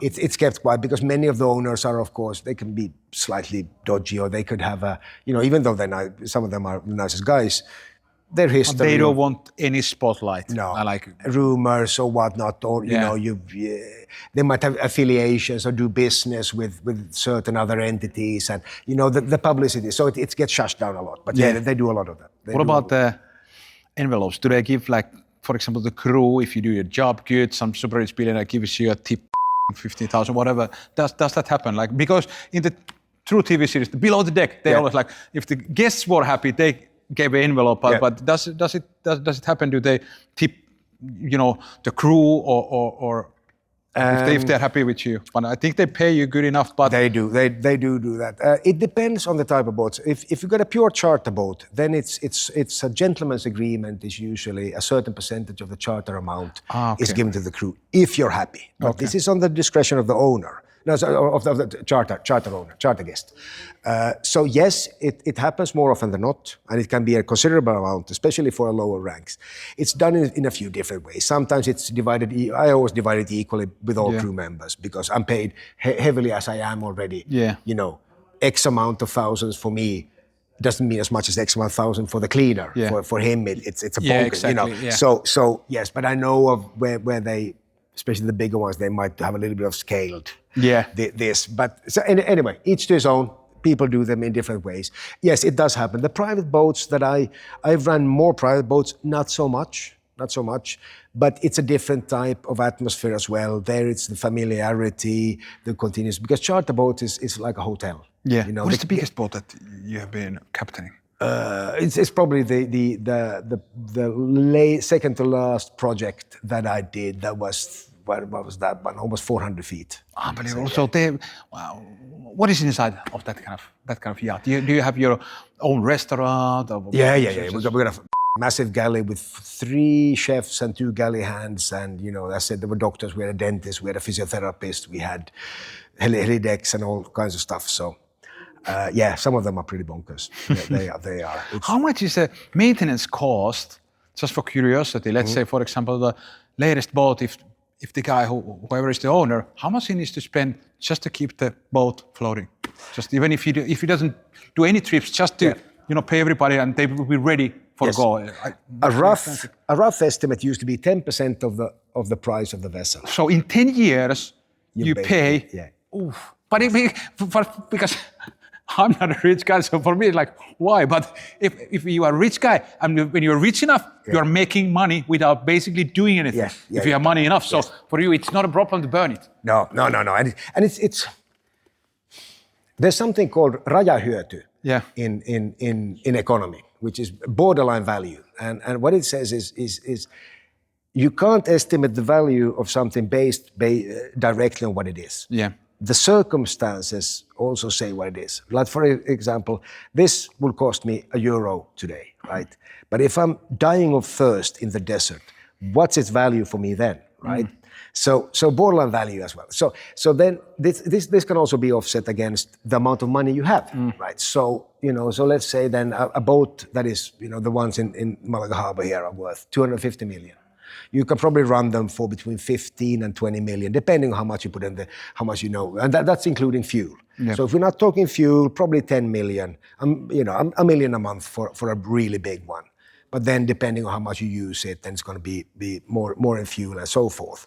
But now if you've got a few billions, what is that? And then of course, what is the boat worth to you? If it's an important bit of you. You like to travel. You like to travel in style. You like to travel safely. Yeah, a lot of in Mediterranean, wherever. Yeah, and you got your own hotel. You got your own staff. You got your own security, which means that you're surrounded and you're safe. Pretty comfortable moving. Absolutely. So it's one of these where you got to sort of offset the value of it or the price of it to what it provides you. So yes, it's a lot of money, but at the same time, if you enjoy it, why the not? Any close by situations? Probably yes. Like Yeah. in a like big storm or whatever. Tell me some story about when something bad was really close to about to happen. Well, there's been a few. I mean, if you haven't been aground, you haven't been around. Yeah. Right. So there has been quite a few throughout the history. Now, of course, luckily, in the commercials, you got to go because schedule is a schedule. You know, if you got to be there at a certain time. You can delay a little bit, but you know. So we did have the most I've had has definitely been in the commercial marines. That's where we had the biggest ones. You know, there's been cargo damages, there's been storms that you just can't avoid. If you're on the way, you got to be there. You got to be there. Yeah. You know, and it's hard in today's work as a captain to say no. And this is why I enjoy the private sector, not just because of the money and all the glitz and glam. I don't give a shit about that. Well, not so much. But the money's nice, but the glitz and glamour, no. But what I like about the private sector is the fact that I get to make the decisions. I don't need, you know, an office is not going to be telling me, no, you have to go. I said, okay, I'll go when I feel that it's safe to go. Yeah, exactly. And I'll take the responsibility for it. You know, I'm not saying I get to choose and I get to decide. It comes with the burden of also it's on you. And I'm fine with that. That's what a captain should be. If I make the decision that we go or we don't go, I make the judgment and I stand by it and I'm responsible for it. Whereas in today's society, a lot of it is no, somebody else can decide. Oh, the office said I have to go. Great. Yeah. You know, but you're a master. You have your primary responsibilities towards the ship and its crew, right? Yeah. So you can't take a risk with the crew. So you should have the balls to say, "Fuck it, I'm not going." Yeah. If the weather is bad and the office says, or the owner or whatever says you have to go, I said, nah, mate, I'm not going. Yeah, you're not risking. You make the final call. Yes, absolutely. Yeah. But and this is what I love about the private sector is that it still has that luxury. The possibility, whereas in the commercial sector, it's difficult. You know, if you do that, you're going to be out of a job very quickly. You become a very persona non grata, you know. Is there a lot of ladies who are yacht owners? Yacht owners, yes. Yeah. Yes, Oh. yes. There are quite a few. There are quite a few. Have you Of ever course. worked lady or only guys? Sorry. Have you ever worked for a lady or only guys? No, I haven't. My owners, my employers have always been male, but that's just because of the frequency. It's I would say it's 1 to 10. Yeah, it doesn't matter, but you know. No, but there are quite a few. I would say most of them have come the husband bought the boat and then he died. And the lady was left with it and realized, oh, this is quite fun, you know. Or she learned to love it. Yeah. There are some who bought them themselves, but I think the majority you'd find have inherited it from their husbands. Okay. You know. So that. But there are all sizes and kinds. But the like you go in a marina, the vast majority is going to be male. Yeah. In their 50s, 60s, 70s, you know, that's the demographic. Yeah, exactly. That's kind of guys you're going to see. Yes. What about any opinions here in Marbella Marina? What about, have you ever been there and what do you think about it? I think Marbella was a really it's still fun. I mean, Marbella is one of these places where you can just sit by the waterfront and just watch the cars and people go by. But everybody's fucking show off there. Yes. Like, look at my watch, look at my... It's still amazing how it still holds a position of relevance for not really having much. You know, let's be honest. But that's the thing. Saint-Tropez in itself, I spent many a times in Saint-Tropez. Saint-Tropez is nothing special. It's nice, you know, it's nice. Saint-Tropez is nice, but it's small. You'll walk around it in 10, 15 minutes. You walked around the bay there, you know. Café de Paris, which is the only place you can go, basically, is the most famous café there. It's nothing special, just a café. But somehow it just has a reputation of being, you know, Saint-Tropez. It's Saint-Tropez. Yeah, exactly. Even for me, it sounds glamorous. Yeah. So I think Puerto Banús is the same thing as well. It's been very well hyped. Many of these places have been hyped as something special, and that gives them a little bit of that borderline value we talked about. But yeah, no, I think it's nice. I think they've missed a little bit on the fact that they've catered for the smaller boats. The location would be absolutely perfect for larger yachts, but it would require a complete reconstruction of the harbor. Because as it is now, they only have what's called the Nabila berth. As you come in through the entrance of the port, and you've got sort of the fuel station, and you've got the jetties where the smaller boats are sticking out. There's a few berths here for yachts up to 60 meters, and then there's one only on the side there that can take up to 80 perhaps. But if you want to take in big boats, you got to have a lot more. Yeah. You know, and that would and getting a lot bigger boats would bring in a lot more visibility and people. I think Marbella, that would be maybe something that we would do, like biggest boats come there, it would kind of rebirth, like, oh, this is the place. I'm just saying, look what Malaga did. Malaga started taking in big boats, so it started with octopus. Yeah, the harbor is beautiful. There is, there is life, there is music. I love to just go hang out there and just, watch. And they've catered for big boats now for the last few years since octopus started. Might have been some, but octopus actually run by an old friend of mine back in the days. So octopus was here, which was the boat of Paul Allen, this 110-meter Explorer yacht, fantastic boat. She was sold then later on after Paul Allen died. But yeah, they started spending winters here, waiting to get sold. So after that, Malaga Harbour started catering for larger yachts, and now you have, on any given day, there's 3-4 of the big ones, and it's just going to get better. It brings, because it's one of these, it brings a little bit of glitz and glamour. Yeah, people want to go just watch and learn. They do, absolutely. Yeah, absolutely. If I can see somebody on the deck or whatever, it's just like okay, if I see somebody, that guy's so rich, whatever. I don't know. It's interesting. It is, and it used to be. So I was on Lambda Mar. So back in early 2000, we spent a fair amount of time in Barcelona. Barcelona back then was fantastic because you could anchor, you could berth almost right in the middle. Ramblas comes down, and you got the marine aquarium, and we were right on the side there. So just spitting distance into town. Nice. I wouldn't want to do it today though, because we've been back a few times to Barcelona, and it's just become so overcrowded. It's just not the same anymore. What is like anything? What is the most beautiful harbor in the world in your mind? Where you've been? Like it doesn't need to be more most functional. Just always like these beautiful places. Yeah. Yes. Is there any? The most beautiful. That is a tough one. There's quite a few. There's a few. Give me special 2 or 3. Italy has a lot of nice ones. Italy's got Portofino, which is just... I've heard the place. Portofino is nice because you come in and it opens up to this, you got cliffs on both sides, and there's one berth, ass on the rocks, where you sort of put out your anchors and you put 2 lines ashore and you put your stern almost right up against the rocks, and that is beautiful. Yeah. There's another one we used to do in Zavtat, which is a nature... No, not Savtat, Mljet Island in Croatia, which has a nice, fantastic little bay. And you can come, and if you have the right size boat, you can anchor right in the middle there. And it's got this fish restaurant on the side. And it's just a spectacular, beautiful, beautiful spot. That's another one that I remember. There's a few, but it's a hard one. What is the most beautiful port in the world? Oof. Elba is nice as well. Where is Elba is a small island just off the coast of Italy. Birthplace of...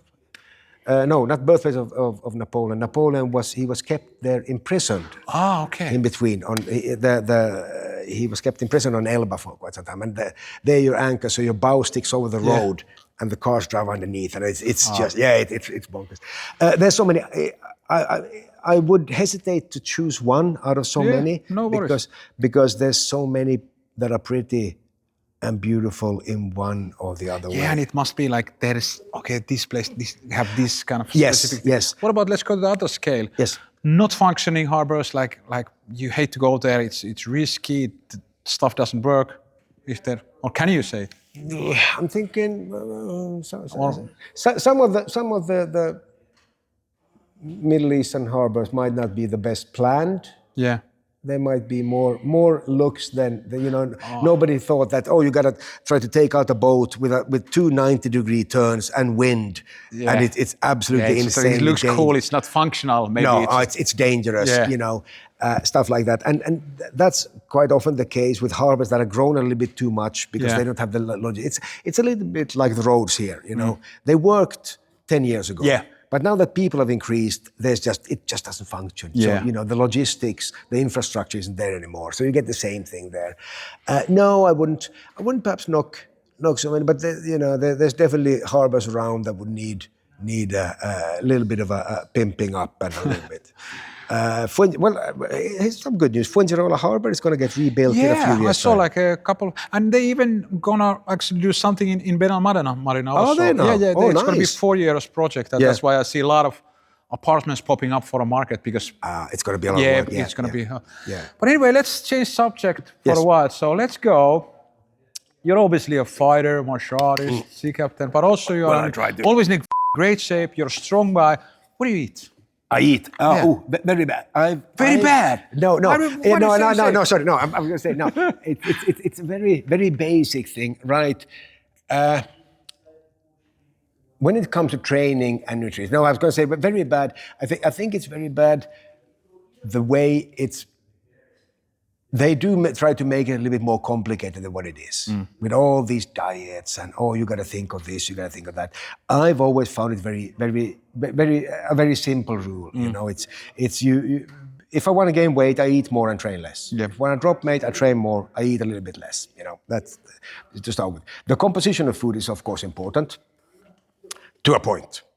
Now, anything is fuel. You got to remember that food is fuel for the body, right? The better the fuel, the better the body's going to work. But it'll still work with diesel. Yeah. So even if you just eat McDonald's, it's still going to work. You'll get more effect if you eat a healthier food, but you'll still get, it'll still function, But those last 5%, you get them by doing that. But I think it's more about the amounts and the regime and discipline.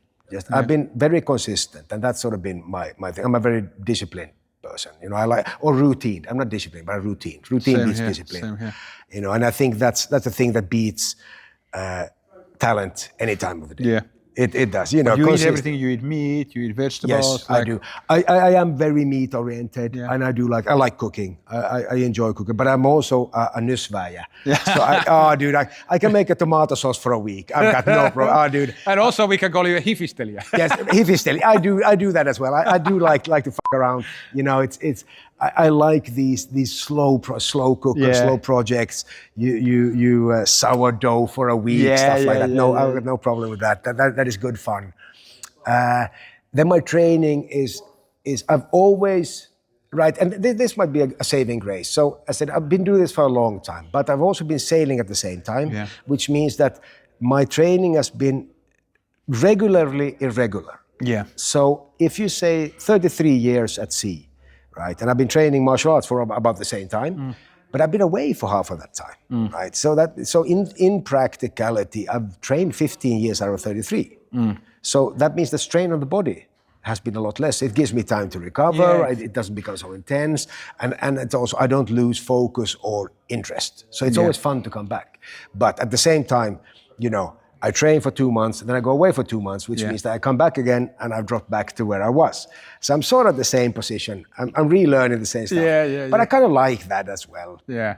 And it does sort of slowly move forward, but not to the same pace I would have if I would have put the same time, a non-interrupted time on it. But on the other hand, would I have had the same drive and motivation and focus? Probably not. Exactly. Probably not. Everything has probably the reason why you are doing it right now, the way you are. Yeah, it's worked for me. This whole under. What about the eating in the yachts? Yes. They do the food for you, but do you kind of can you choose making chicken and do you choose to eat healthy most of the times? I try to, but imagine this. I mean, you got a chef, and you come. Give me a steak with the cream sauce, baby. Every day, and every day I go through the motion of today I'm only going to eat vegetables. Ooh, steak. Yeah, and it's like top steak. Yes. I feel you. What about supplements? I believe in 3 things. Yes. Yeah, I've tried throughout the years. And being of the lucky generation who started from nothing. We had back in the days you couldn't even get proteins in Finland, right? In the 80s, there was no proteins, there was nothing, and so I've gone through them. Anything that's legally on the market, tried and seen all the amino acids, BCAAs, all of that. At the moment, I only eat a very good protein. I eat, my choice of brand for a long time has been Muscle-Tex, American brand, because it tastes really good.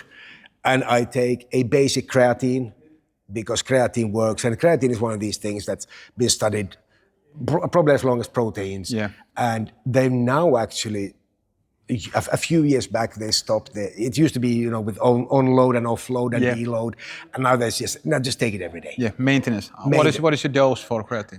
5 to 10 grams. Yeah, I do the same to 5. Yeah. So and if I sweat a lot, it might go up to 10. So I in between 5 and 10, 1 to 2 scoops throughout the day, and that keeps me sort of solid and full. And then electrolytes, Keve. Yeah. Keve is Let's talk a little bit about that. So you are with this company. Actually, I did some advertising for you, and I love the product. Yes. I love the product. So electrolytes called Keve, and you have the blueberry, and then you have the lemon. Yes. And I love them both. And especially in the summertime, I use it. Actually, I have it also inside here now. Yeah. And I just found out that your product so far is the best what I have tried. It is, and that's sort of what got me into it. And this is no sort of false advertising. I bought into it because I tested it. So we, of course, down in the heat, I had friends who collapsed from the heat, and you know, because when you drink just water, it doesn't. You don't get the salts, right? And slowly but surely dilutes your electrolytes, the salt balance in your body, and in the long term it can be really bad for the kidneys, and people have been hospitalized and shit from it. So you got to get the electrolytes into your body. Now the easiest way is to use an ORS, which is a World Health Organization recipe that contains oral rehydration salt, which is electrolytes and salt in a very set formula. You know, you got to have a certain amount of this, certain amount of that. Portion, like 20% bubble. Right. It's like the problem with them is they taste like cat's piss. Most of them are they are pretty horrible. Some of them, right? And so throughout the years, I've tested a lot of them, and you know, you drink them because you have to. Yep. But you don't enjoy drinking them. They are definitely not. It's not a pleasurable thing. And then I came across Keve, and the first I was like, dude, this is bonkers good because it's good. Yep. And it works. So I've been really enthusiastic about it, and yeah, luckily I got into it, you know, a few years back with Aki Pesonen, who's the founder of it all. You know, he did his research and produced a fantastic recipe, and we're now it's really enthusiastic about it because we're going to kickstart it to a different level now. We're probably going to aim to get ready to drink packages in Finland. Okay. And so like bottle, like liquid? Yes. Okay. Well, yes, pre-mixed, because as you've seen, the powder is good and it's great, but it does clump up in the it doesn't affect its effect. Yeah. You know, it's the same effect, but it's a little bit dong. Yeah, you need to work a little bit around it so you can. And people are lazy. So if they have it like, this is not a powder anymore. It's the same thing. It's just the fact that you can actually you can put in. It's not silica. It is.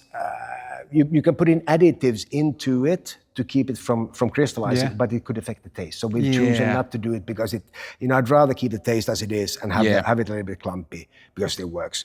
And we're gonna kickstart it in Spain now as well and try to get it a little bit here. So and I'm really excited about it. And new flavors coming maybe? We've been looking into mango. Mango was a big one. Yeah. So we'll see. But so far, it's been the mustika and lemon. The blueberry is good. Blueberry, yeah. I love them both. Yeah. I love them both. And I remember actually I was with my friend Sami. We are in Prague last November. Yep. And that was a trip for guys. Yeah. We went shooting guns, and then we went jazz concerts and everything like.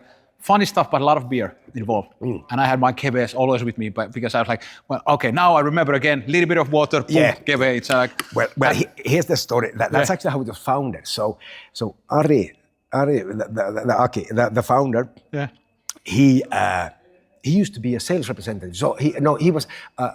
key account manager, I think the term is, which is when your company has got lots of customer business to business, and you look after the business to business customers. Yeah. Which is basically you take them, Wine Dine 69, you know, the whole. You take them out and do stuff. Yeah. So, company card, baby. Yeah, precisely. Exactly. Now this is joutko niissä postivarastossa. Sorry. No worry.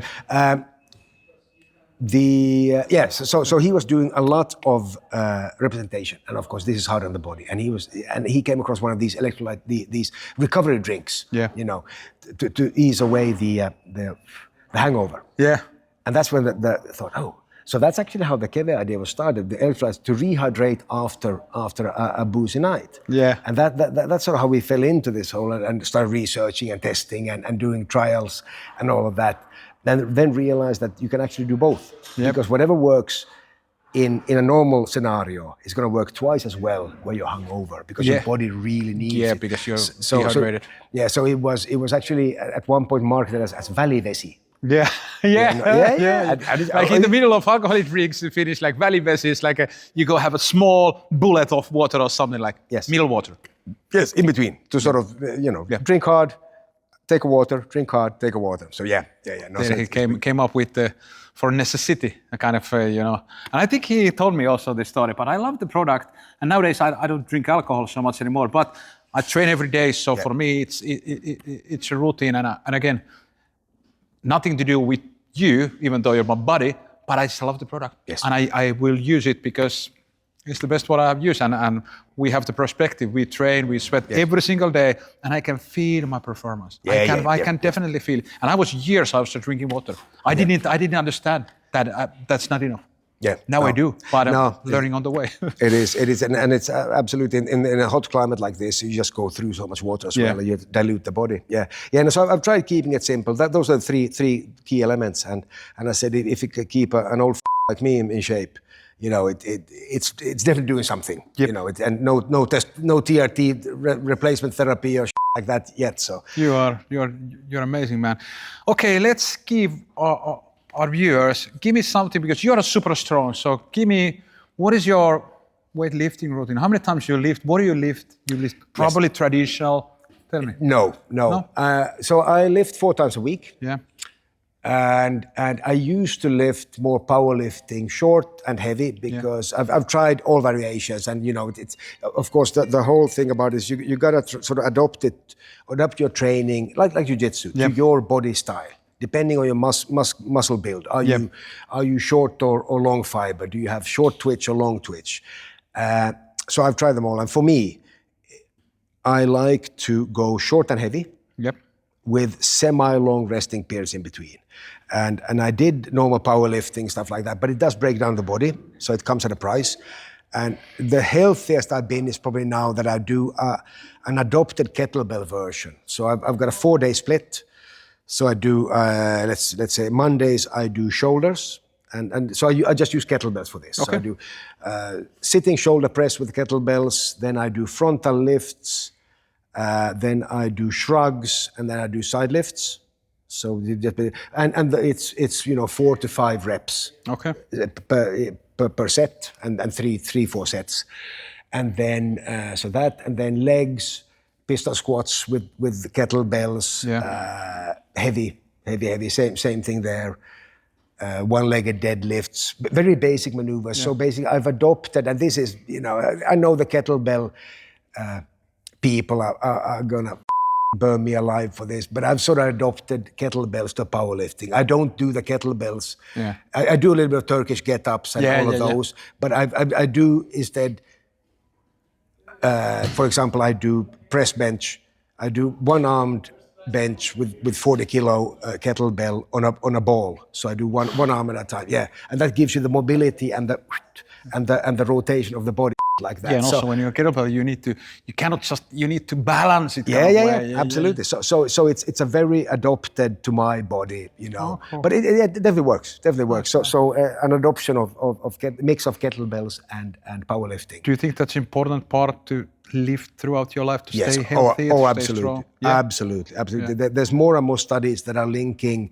Now they like to say the term, the size of your quadriceps, and life expectancy. Yes, I see that. But it's sort of one of these. Yes, it's true, and I'm a firm believer, absolutely. Yeah. But I think it says more about the fact that if you do squats, that means you're not afraid to dig in. Exactly, because nobody likes to do squats. I hate it. I hate them. Everybody but does. I do it also I do all of my weight training. Yep. And I didn't do weight training before, but now I do only kettlebells. Yeah. I do only kettlebells. I have heavy bars, and I remember I started like 10 kilos. I was struggling. Yep. I started 10 kilos. Now I do 16.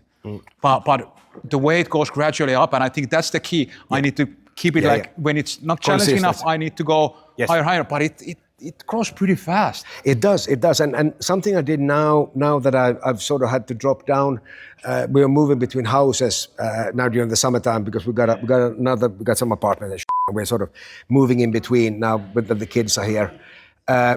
So I just had a few light ones, and I started doing, what do I do? Well, I just do it slower. So I do the same movements, but suddenly I do 3 seconds up, 3 seconds down. Yeah. Totally new ballpark. It's just the pump is just incredible. So you get the same. So there's always a way. Your imagination is just the only thing there. So I think lifting, absolutely. Do you go to the gym or do you do everything in your house? At house. I have been to a gym for years. Yeah. I do the same. I love my social circle here in the Jiu-Jitsu. Yeah.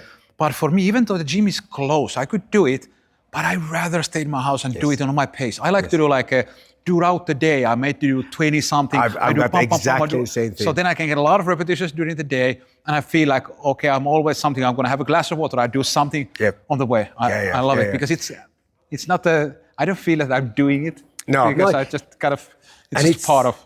I agree 100% with that because I do the same thing, and it's actually something. It sort of mimics the old powerlifters used to do heavy. You do one heavy set, and then you can have 5 to 7 minutes in between sets because you got to fully recover. So if you so bodybuilding is more about pump. You got to get lactic acid. You got to But if you want to get strong, if you want to get seriously strong, right? You got to have the rest. You got to recover a lot in between sets.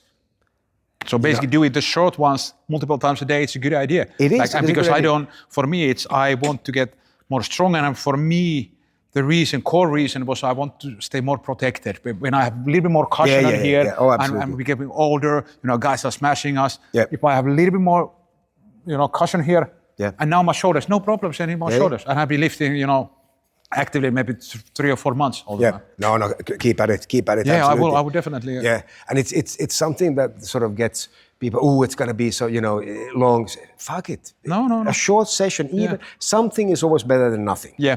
You don't need to be great to start, but you got to start to be great. Yeah. Right. And if you wait, I gotta get in shape to train. What the fuck? That's the whole point of training. No. Just start. Then you're gonna get shape.